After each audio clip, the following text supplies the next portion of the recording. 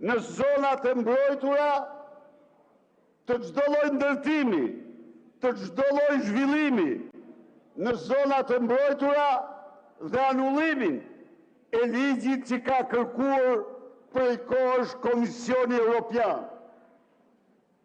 Përputhur me agjenden e madhe të protestuesve, natyrisht e kam thënë dhe e them, Mr. Arameros,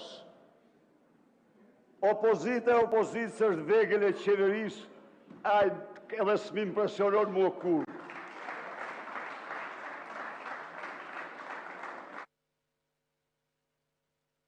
Zoti Klevis Balliu, për procedurë. Nuk e ke shtypur fare. Fare.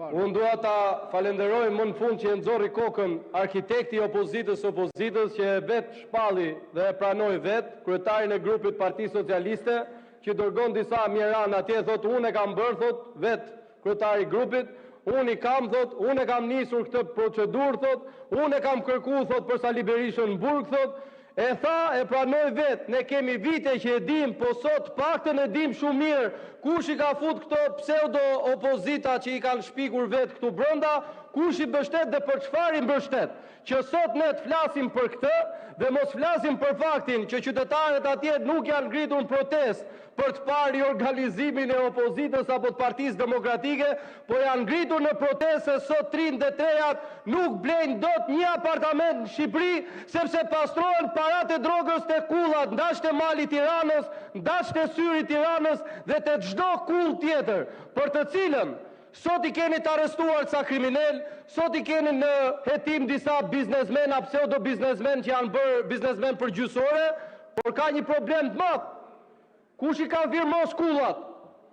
Ky grup parlamentar ka bërë një ligj dhe ka sjellë në këtë parlament që kullat të drejtën e firmës duhet ta ketë vetëm një njeri, që është kryeministri.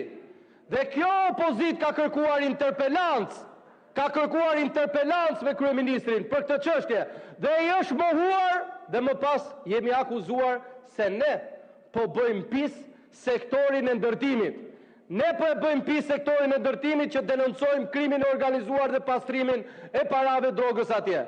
Nuk kanë dalë qytetarët atje për ato që tekstet që u bëni gati analizëve të pavarur që i pulsoni vetë, për t'i thënë se janë kundër Amerikës, se janë protesta kundër presidentit Trump, janë protesta kundër Edi Ramës. Kryetar, Roosevelt i thot nuk mjafton ta dish se çfarë është gjëja e dur për të bërë. Në qoftë se ti nuk merr përsipër ta bësh gjën e dur, se rrini në përkafe dhe thoni që ky duhet të riqet. Rrini në përkafe dhe thoni që po kanë drejt protestuesit. Dhe kur vjen këtu pastaj lexoni tekstet që u kanë bërë gati ato.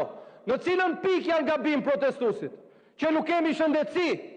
Në cilën pikë janë gabim protestuesit? Që krimi ka marrë dhënë. Në cilën pikë kanë gabim protestuesit? Që nuk blejnë dot një shtëpi. Në cilën pikë kanë gabim protestuesit? Që është 100.000 lekë kempi, që është 36.000 lekë ndihma ekonomike, që qeraja mesatare e Shqipërisë është 720.000 lekë dhe rroga mesatare është 700.000 lekë. Ku janë gabim protestuesit? Ka vetëm një akt që duhet ndërmarrë ky parlament për të pastruar ju veten nga gjithë krimet që i keni bërë. Dhe është dorëheqje, gjithë një nga një. Faleminderit. Zonja Ina Zhupa, për procedurë, ju lutem.